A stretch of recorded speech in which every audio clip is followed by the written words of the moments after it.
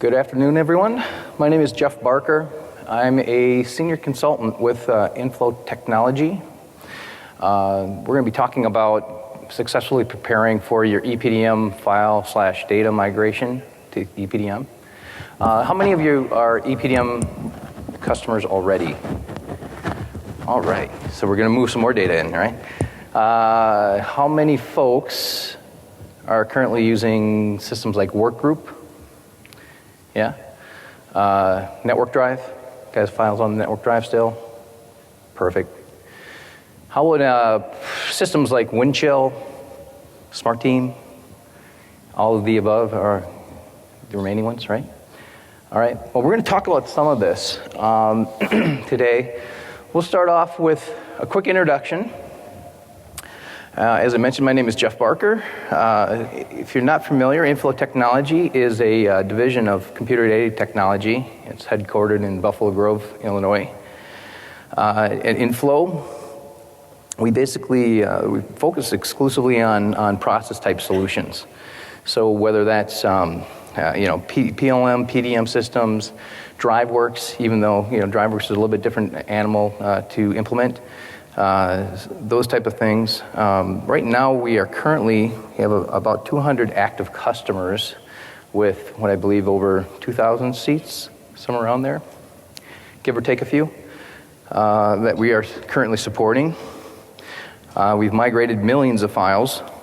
We also do project planning, training, those sort of things, support. I have had fairly extensive career, actually, for PDM, PLM systems, 11 years. I'm probably about mid-level from that standpoint. I was an admin for EPDM for about 4 years prior to coming over to InFlow. And then I've also have a background with processes. So Dell has a program called BPI, which is Business Process Improvement. And that's a form of Six Sigma.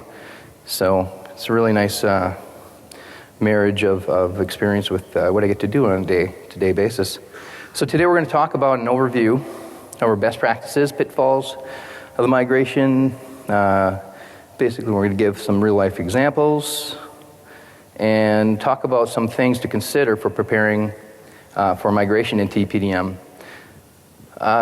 Basically, we really want to cover, and I'm not going to talk about the details on how you're going to do it, but there's a lot that has to go into the preparation before you even start pushing the button to start moving the files over. And that's probably one of the highly overlooked points in any kind of migration plan. So that's really what I want to focus on. All right, we'll talk about some terms. You may or may not be familiar with these, but we talk about metadata. So if you're an EPDM customer, you probably heard this kicked around. Pretty much in any database, you're talking about metadata, which is, in EPDM terms, is the additional information that you have for a file that's displayed on your data cards, right? So it gives you additional information to be able to search on, maybe push to custom properties, and it's basically essential in a document management type solution, right? I'm going to talk about backfilling. This is more of a migration process. This is basically the process of adding additional metadata through a file, through its custom properties, or maybe a secondary source. So maybe you have an Access database, an ERP system, an Excel spreadsheet that you want to add additional information to your files as you bring them into EPDM. That's going to be what we'd consider a backfill type operation. Talk about versions.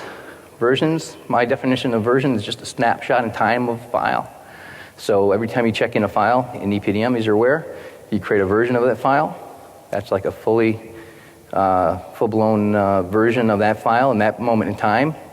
And then we also have what we call revisions, which is the approved version of a file. So as a file goes through your workflow, you're creating these versions, and you're creating your revisions. Once you find a revision that you're satisfied with, that's what you want to have manufactured. It goes through the workflow, gets released, and it gets a revision, right? Version revisioning stacking. That's another term, that's more of another migration term that we use. But that would be like a case where we might take multiple copies of a file. So let's take the example of coming from a network drive into EPDM. Some customers already kind of do version control on the network drive. Typically how you're doing that is you're either putting the files into a folder that's like a Rev A, Rev B, Rev C type folder. You might be naming the files with an underscore Rev A or underscore A, underscore B, that sort of thing, okay? So what we can do in some migration processes is do what we call stacking. So if you're familiar with the process in EPDM, every time you check in a file, you're maintaining one unique file in the vault, and every time you check it in, you create a new version of that file, and then every time it goes through the workflow, you're creating a revision of that file, but it's still that same unique file, okay? So what we can do in a migration process is take all of those multiple versions that you have on your network drive, name them to maybe a common name. So like in my example, it would be 123.sldrw. And so revision A goes in, that's version 1. Revision B goes in, that's version 2. So we can capture the complete history of that file through a migration process. Okay? So here's the agenda that I have. This is a little out of order. So what I'm going to do, I'm going to come back to that second point here, skip over that slide. Due to technical difficulties, we are joining the program already in progress.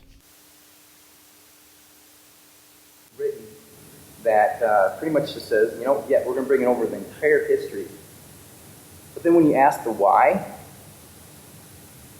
they may not know.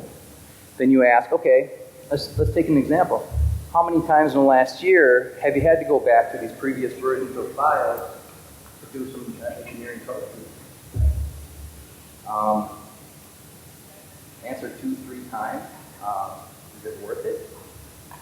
You know, maybe there's another place that you can bring these files that, you know, it's not even worth it. So, so we can take that. Looking for the microphone? Oh, Ryan has it. He has that out. Okay. Oh. Yep. The battery's dead.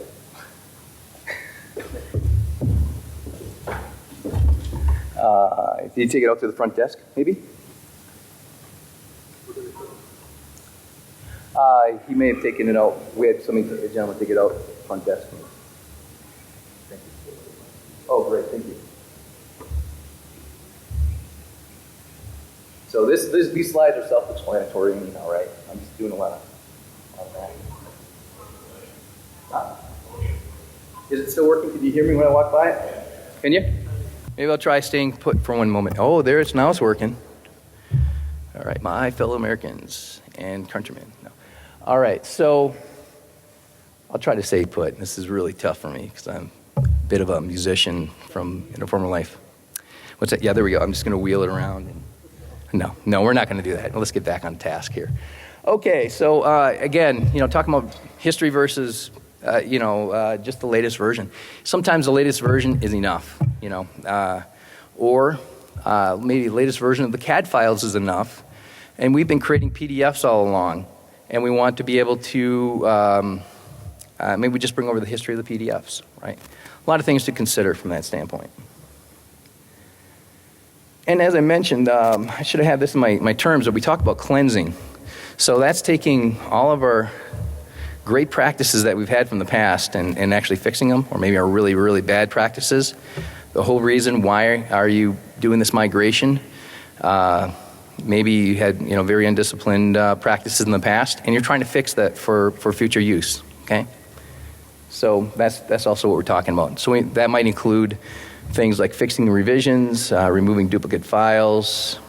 You may be fixing missing references. Never happens, does it, with parametric models, right? Or even updating some metadata. Okay, this is what I'm going to skip over here real quick.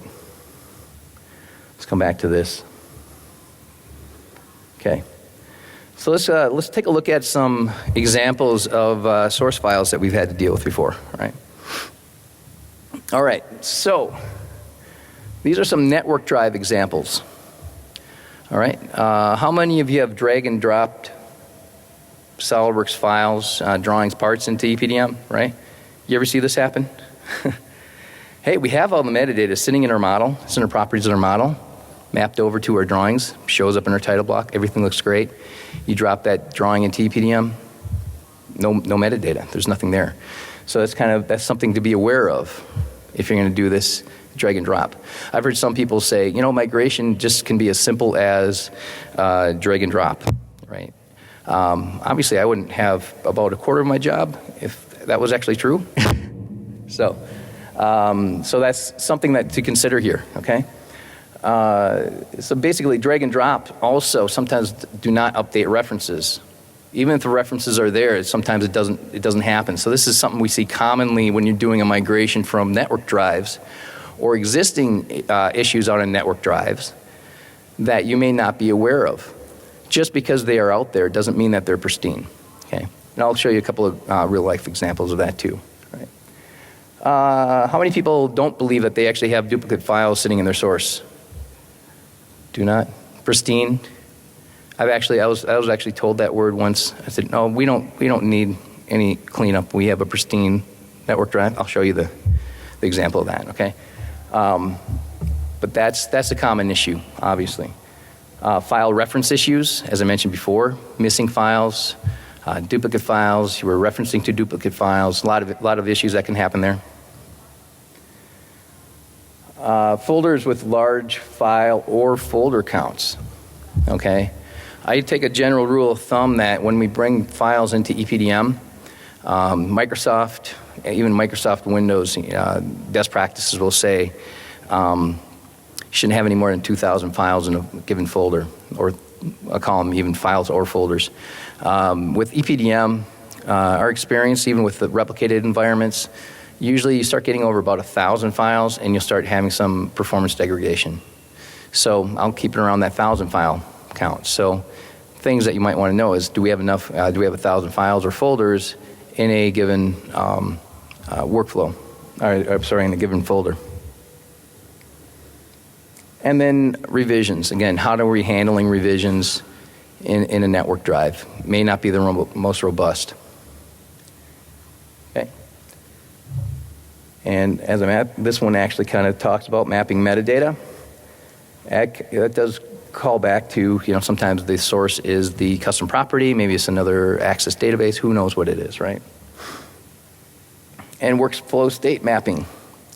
A lot of times with network drives, we're moving a file from this work in progress folder to your released folder. And then you break the references, you have to fix the references, and it's a really great process, isn't it? So how are you going to figure out if you're going to actually bring the files into EPDM and want them to match your workflow state and your processes, your existing processes? What is that going to take? Okay, so if you all can see this in the back, it might be kind of tough, but this is an example. So what we do at InFlow is we'll actually run an analysis on your network drive. Right? This analysis is going to give us a lot of information. It's going to tell us how many total files there are. It's going to tell us how many files we're excluding. Maybe you have like tilde files, the temp files, and that sort of thing. We ignore those. It's going to tell us things like, you know, the total size, number of duplicate files. Okay. Actually, I think in this instance, it shows about 35,000 duplicate files. That's actually duplicate instances of files. So you may have one file, 35,000 copies of that file. It'll show up looking like this. Okay. So the point with this is you need some way to analyze and figure out what you have today. Okay. Let's take a look at another one. Here's a report for some missing references. Okay, so we have missing references in this file. Some are coming from the guy's temp folders, some are coming from desktops, some are coming from the same directory, but they don't exist. Or maybe it's coming from another directory that we haven't analyzed yet. And all of a sudden they're like, oh yeah, that's right, we have this standard library out on our S drive that we also need to migrate. So you want to make sure that you have a real solid grasp on your source and knowing what that is. Another misconception, we used to, we just have our customer tell us, well, how many files do you have out on your network drive? Tell us 100,000 files. Okay, well, we'll plan on migrating 100,000 files. But when you actually start analyzing what's out there, and we're only talking that we're not going to migrate every single file from this network drive into EPDM, but we're going to bring over the DWG files, maybe we're going to bring over our SOLIDWORKS files, that sort of thing. That number could be drastically reduced. You could have a real big discrepancy in how many files you actually are going to be migrating over versus what there actually is. Your IT guys are going to want to know this because they're going to want to know, well, how much disk space do I need to put on your archive server? They're going to want to know, even database sizing, that kind of things. There's a lot of issues, even if you have a successful migration, that maybe all of a sudden your performance just goes in the tank after doing this migration.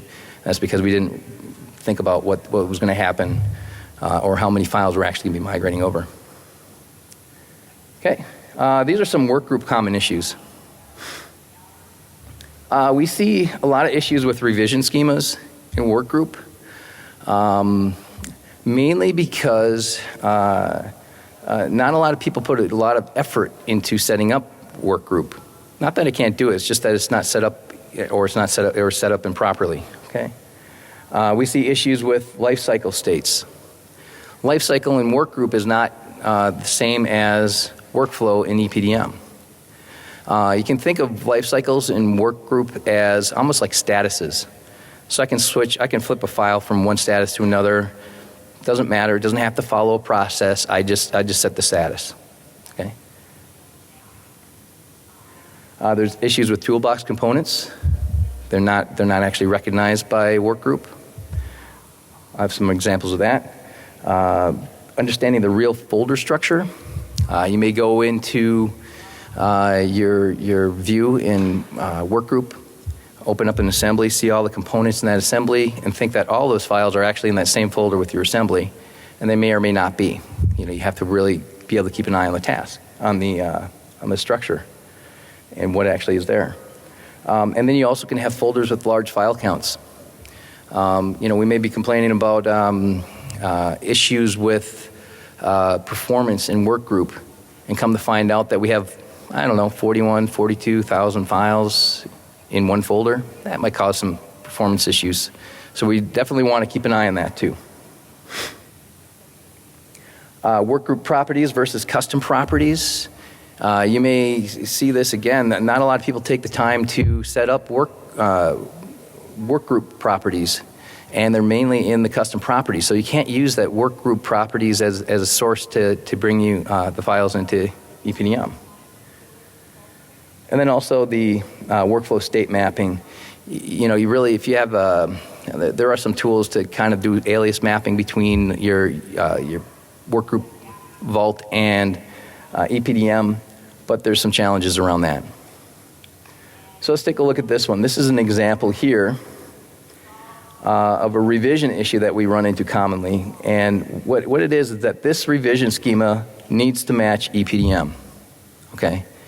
This customer started off. They have a primary and a secondary revision schema. So in EPDM, you also have to have a primary and secondary, which means you have to have like an alpha dot numeric type revision schema in EPDM, and you may be you may have an existing alpha schema already in EPDM. So something that you have to consider. They also had an issue with this workflow with the revision schema in here. So the fix was to add a rev dash to the revision. So now they have a mix of alpha revisions and then rev dash alpha revisions, and they have a mix of dot numeric. So again, if you're going to plan on bringing this over from workgroup, you definitely want to keep an eye on this, and you'll probably have to do some data cleansing on the back side of this when we bring it into EPDM. Here's another example. Sometimes they actually were thinking through this and thought, well, you know, for an NPD process, we're going to have a numeric revision schema, and then our production is going to have a alpha revision schema. Okay, what they didn't realize is that they actually put that primary is actually in the wrong spot. It's in the secondary revision schema. You know, it happens. It's flipped. So we actually have to bring it into EPDM looking like this from that standpoint, and then do some more data cleansing, right? Sounds like bath time. Another thing, life cycles. It's not that there's anything wrong with life cycles in Workgroup, but a lot of times it's kind of one of these things that people install Workgroup and kind of forget about it, and they may not take in consideration things like you can't send files back to a previous state, or maybe they don't have the life cycle set up at all. Okay, that can really lead to some challenges if you're trying to match what you had in Workgroup to EPDM. Okay. Also, I mentioned before in those bullets, toolbox and non-revisioned files, they're not recognized in Workgroup. They don't show up in the bill of material. We're going to talk about the ways to get to EPDM. One is there's a Workgroup to EPDM migration tool that VARs have access to. That migration tool will not migrate the toolbox. So there's a special process you have to go to bring over the toolbox manually, and then execute your migration. And then you may have some reference issues happening. So you really have to keep an eye on that and be aware. Or if they set up a folder for non-revision files, again, those files aren't coming over either. Okay, you need to be real careful about that. Okay, let's talk about some others. These are just an example of some database or other PLMs that we've done migrations for. So starting with Autodesk Vault, DBWorks, Windchill, Agile, Product Center, Bond PDM, and Smart Team. Each one of these other PDM/PLM systems, it's a different animal. It's not the same. None of them are actually, I guess, architected or configured the same as how EPDM is. So we may have things like the revision schema mismatch or non-existent revision schema. A lot of PLM systems use you need to have like a primary dot secondary type revision schema. So for instance, like Windchill or Smart Team, every time you check in the file, it's an A.1, A.2, A.3, and then it gets released and it goes to A. And then it goes B.1, B.2, B.3, goes to B. So things like that, and understanding how EPDM is actually functioning, where you have versions versus revisions, you're not going to be capturing that kind of revision schema. So you might want to change things up a little bit. Sometimes there's a lack of workflow or even an undisciplined workflow, kind of what we're seeing with Workgroup, another common issue. Files versus items. So how many people are familiar with item-centric systems? It's like an item, okay? So what an item-centric system is going to give you is all of your metadata, your revisions, everything is attached to an item, which is just a record in that PLM system. And then you attach all your files to that item, okay? So then the item itself is what goes through the workflow. So some of your source information may not actually be on the files, but it's in the item. So we need to make sure that we can map that. And if you understand that primary difference, you kind of can bring that into your plan also. Again, to things like workspace versus folder structure. A lot of these systems, they just dump all the files into one workspace. You work on the files and you upload them back to the system. The files aren't actually stored in any kind of a folder structure. So if you're trying to bring them into EPDM, you know that you have to have a folder structure set up in EPDM, right? Because it's a file-based system, uses folders. So you're either going to have to create a folder structure or somehow figure out how to map kind of like an existing folder structure over. Or lack of folder structure. There is no folder structure, right? So we got to dream one up. One example was coming from SAP into EPDM. That has no sort of folder structure at all from that standpoint. All right, give me one moment.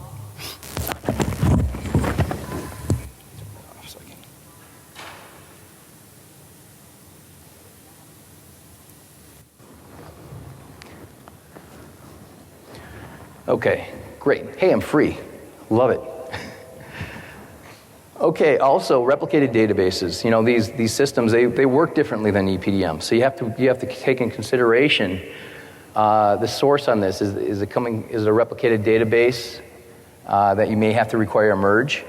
Or is all the information in that primary database? Some real big issues and considerations you need to take in for the migration planning. Okay? All right, know your destination. Basically, this is talking about in EPDM, you have some environment considerations for the migration. Okay, so you just went through the process if you're a brand new EPDM customer, or if you're actually bringing existing data into EPDM, you already have data cards set up, right? And these data cards may be very active, like they will put the user's initials and today's date in the data card every time the file is added to the vault. Okay, in a migration situation, you don't want this data card overwriting those values as you bring them into EPDM, right? Otherwise, everything has admin and today's date showing up on the data cards. Just overwrote your legacy metadata, right? So you really want to make sure that you keep an eye on that. I'll recommend also don't use drop-down fields. If I do have drop-down fields, what this actually is, I don't know if you can see from the back of the room, but this actually says mig for migration -SolidWorks 3D card. So I create I do a save as on that card over to in EPDM, and then I temporarily replace that data card with this migration data card, because this migration data card has to behave differently than my production data card, right? This is here to capture information, not build information. So things like default overwrites, or having a default value down in that highlighted box in the corner, the lower right-hand side, those two, you want to make sure that you don't have that selected. This is really commonly overlooked, right? And then you're getting these results that you have no idea why that's happening. You may have a situation where we talked about these revision mismatches a lot, and I pretty much talked about it it doesn't matter what your source is. That's a pretty common issue. You may have to bring the files in, match that source revision schema, and then create a workflow that kind of looks like this, whether it's actually automated transitions or not, or InFlow, we have an add-in, like a dispatch add-in, I believe it was, that would, set the revision to the data card revision. So that'd be a nice enhancement request, wouldn't it? So you may end up having to create what we call like a data migration type workflow. All the files go into this workflow. They get the revision set to the existing revision schema in EPDM, and then they get sent off to their corresponding workflow states. So this is something, too, that you may take into consideration. If you're doing this yourself, this is kind of a nice out-of-the-box way of being able to set those revisions.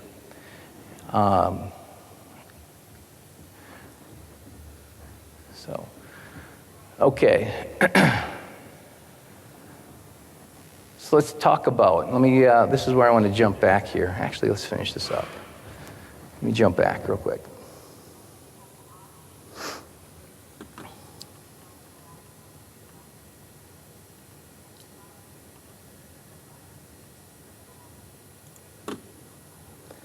Okay, let's go back to this guy right here. Okay, So now that you know all of that, and these are great last-minute edits when you're sitting in your hotel room going, I think this flow is going to work a little bit better. So let's talk about, we talked a lot about, you know your source. You kind of know what you have to do with your destination, and at least from a 30,000-foot level, what has to happen there. So here's some of your options for getting there.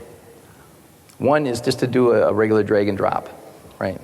As we mentioned, there's two shortcomings with some of the, if you're talking about SOLIDWORKS drawings and models, that can be an issue with updating the drawing metadata. There is a tool called a Workgroup migration utility that's provided by SOLIDWORKS that only VARs have access to. So your local VAR can, if they're going to do a migration service for you, they have access to this tool.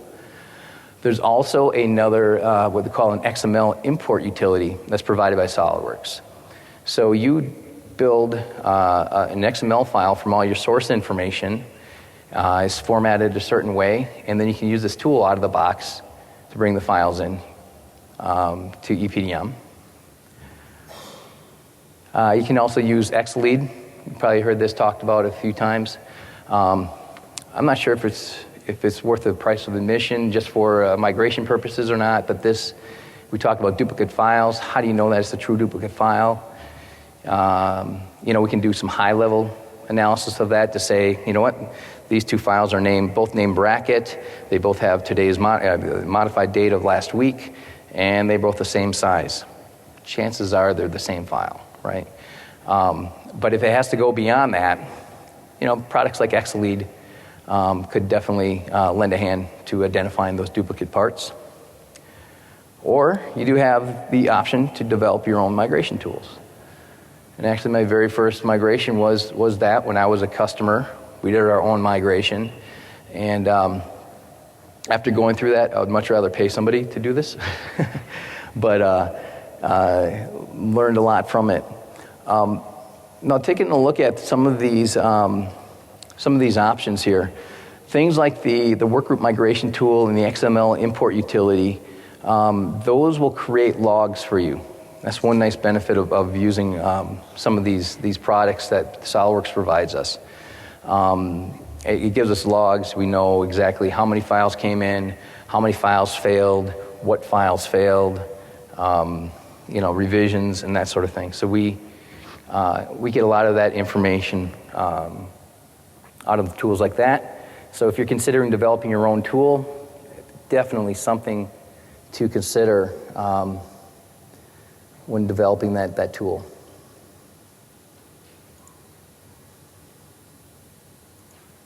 Okay, so let's talk about, great, we just migrated all these files into PDM.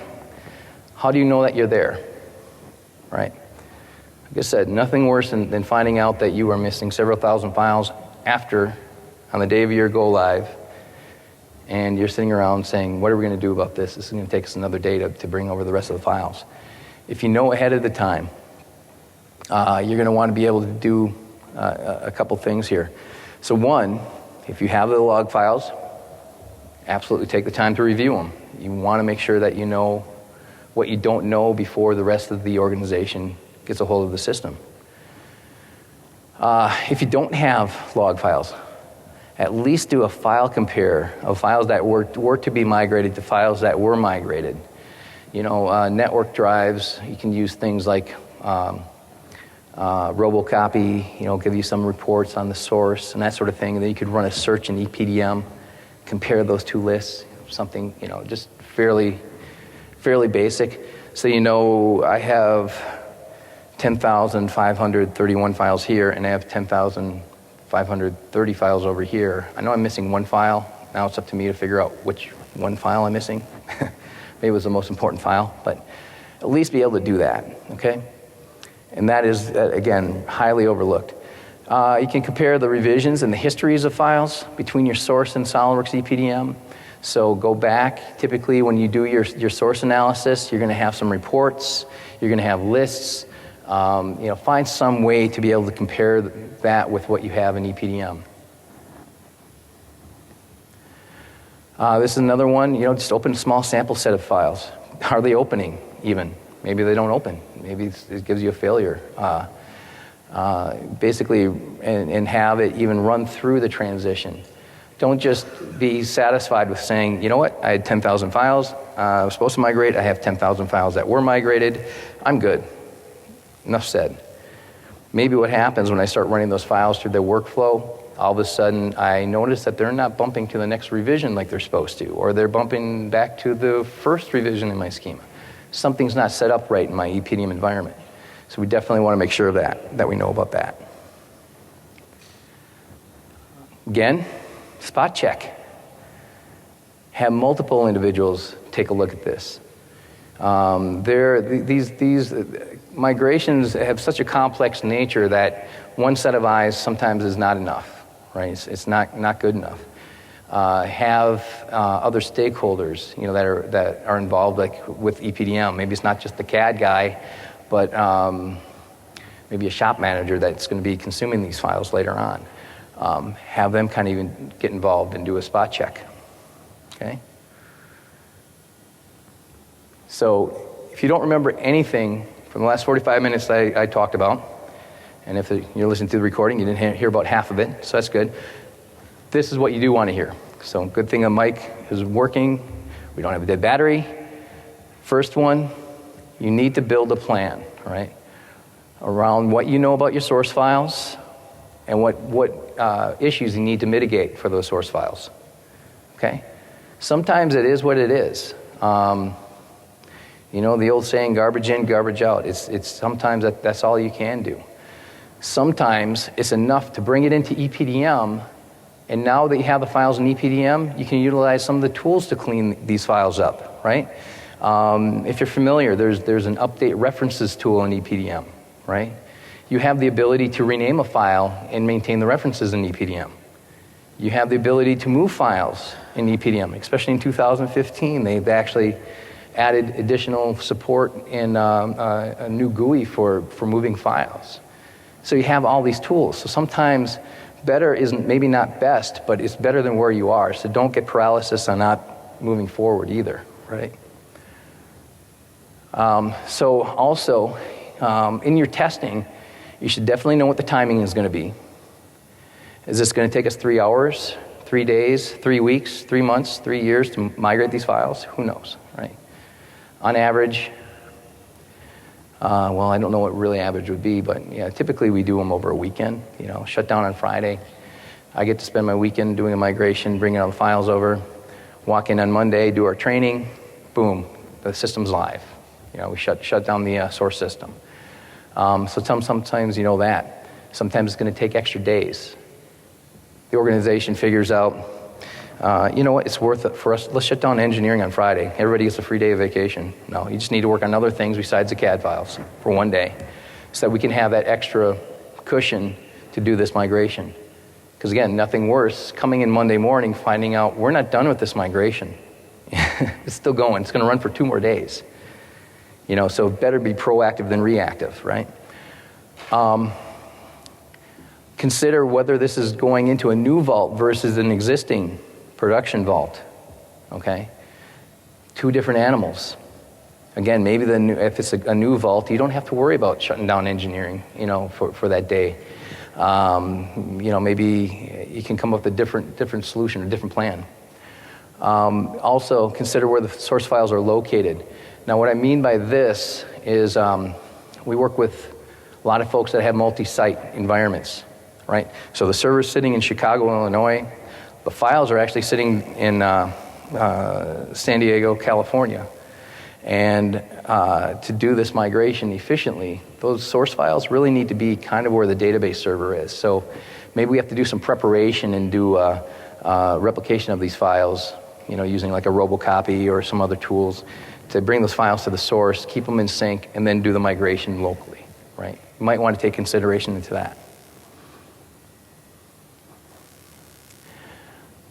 And obviously, we talked about a few different options. Definitely not all of them, but for the migration methods. Because different migration methods will require different resources, different time, manpower, it really, really can broaden the scope of what you're talking about here. And then you also make sure that you're setting up your EPDM environment. So that's migration-centric versus the production-centric. Make sure that when you do set this up, that it's easy enough to switch it back. Like that example I showed you with the data card, I changed the behavior of that data card. All I need to do to set it back is open up my production data card, add my file extensions to that data card, hit save, and I'm back to my production environment. Okay, things like that can help get you back quickly, because we have a very short amount of time to do a lot of this. Time is money. And then, obviously, and whenever possible, utilize the out-of-the-box EPDM functionality to assist you in the cleansing, like I mentioned before, the update references tool, move tools, renaming files, all that you have. EPDM is a very, very powerful tool for that standpoint. Okay? And absolutely have a robust verification process to confirm your success, right? So, it's mainly about being proactive versus reactive, and having that proper planning is definitely going to get you there. Okay. Oh, look at that. Here's my contact information. Questions? We already got questions. Excellent. I know you've been chomping at the bit. I've been doing a lot of this. Yes, sir. Mm-hmm. We have some data in Intralink. Mm-hmm. And we were actually told by our reseller that they could get the data out of Intralink in other than assembly, export, onesie twosie. That's going to take forever. Is there any way to export in a batch process to get data out of Intralink into EPDM? And I'll ask anybody that. One of the primary reasons I came from Florida. Yeah. Yeah. Obviously, time and money. Yeah, I mean, there are tools. They do have a out-of-the-box tool. Again, it's available to VARs. Does it pull over? I have a couple of guys in the front of the room here too that might have more. I definitely need to talk about that. Otherwise, this division of our company in Melbourne, Florida, is looking to go into PDM Link, which is Creo, and we're trying to steer them away from that. So Yeah. Yeah. There is a tool. It's not developed by SolidWorks. It's developed by, I want to say it's a Dassault partner. They've been a long time. They were at one point a division of Dassault. I think they're on their own now. We used it in the past. And they built a tool that's kind of their specialty. It was Intralink back in the day. And they built a tool for Intralink EPDM that's kind of maintained because Intralink has obviously changed 10 years maybe, or 8 years. And so that tool still works. And it's a out-of-the-box move for Intralink into EPDM. How can I find out about that tool?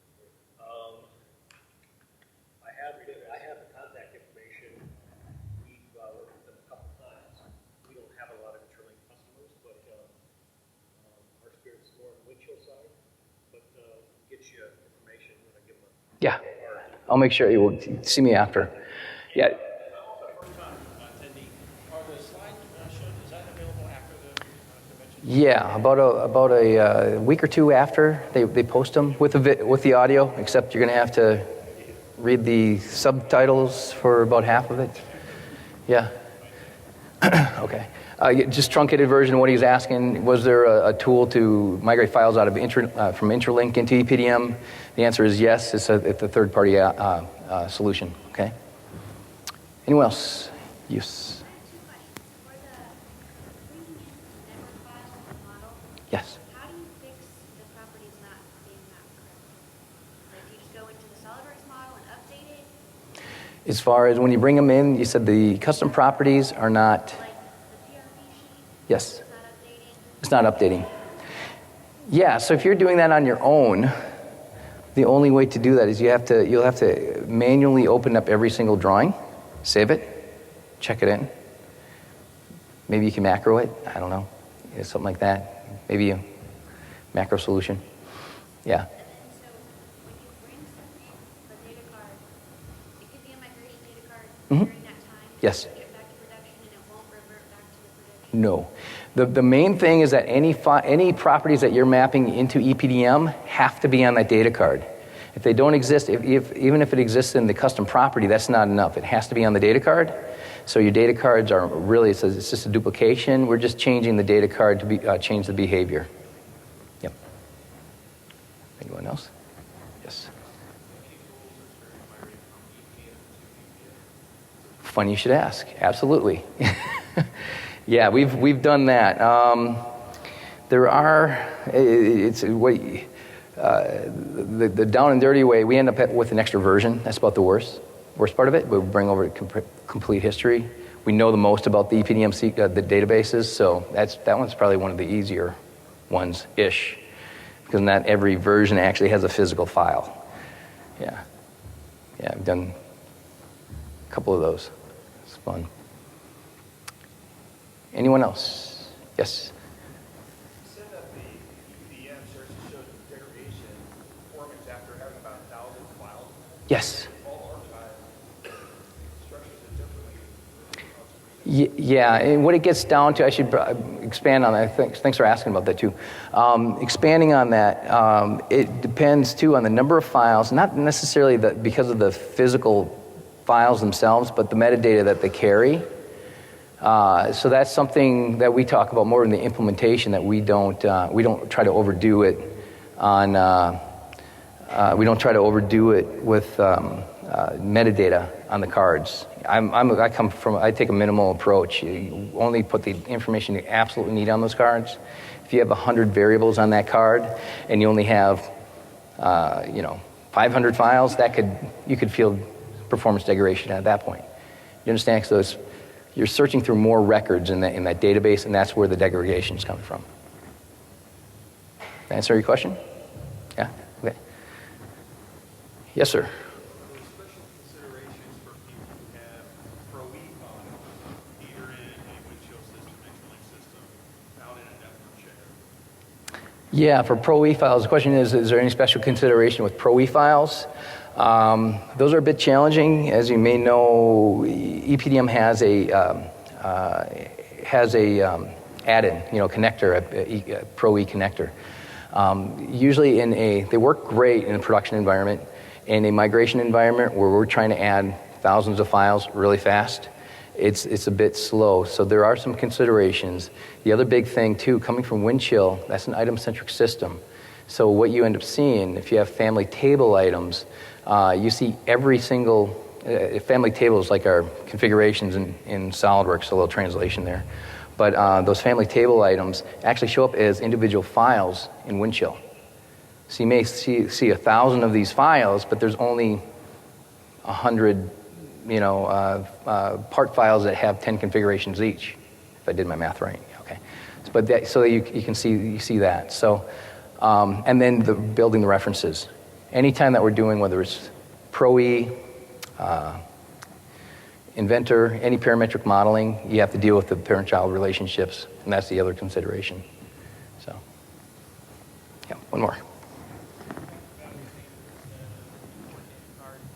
With that, you kind of said, make sure your flows are based on migration workflows.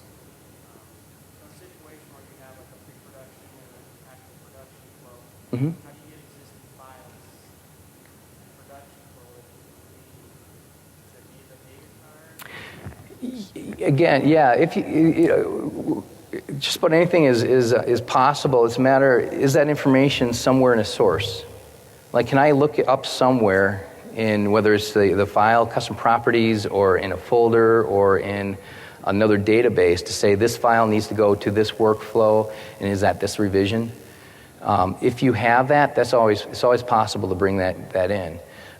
You're just going to be bringing the files in. It might take something like two iterations of a migration. So you bring one over for like your numeric revision schema, the other one for your alpha revision schema, or have rules set up. You can set up conditions in EPDM too to handle those rules too. Yeah, it needs to have, yeah. If it's somewhere in the source, you usually can do something with it. Sure. Maybe one more. I'm showing 2 minutes. You guys know everything you need to know about migration now? Yeah. So if you guys are around, again, InFlow, as mentioned, we're part of CITI. We have a number of other presentations that we have going on at SOLIDWORKS World. If you get a chance, please go check them out. We have a really, really great team that covers a whole plethora of SOLIDWORKS products and solutions and that sort of thing. So there's a web tool one. That one I'm going to check that one out. You guys see the new web client from EPDM? Yeah. Yeah, that one's a good one. I like that one. That one, DriveWorks too. It's a hands-on, so it's standing room only. But yeah, that's always a popular one too. So, well, like I said, if anybody has any questions, contact information, catch one of us. Thank you for attending.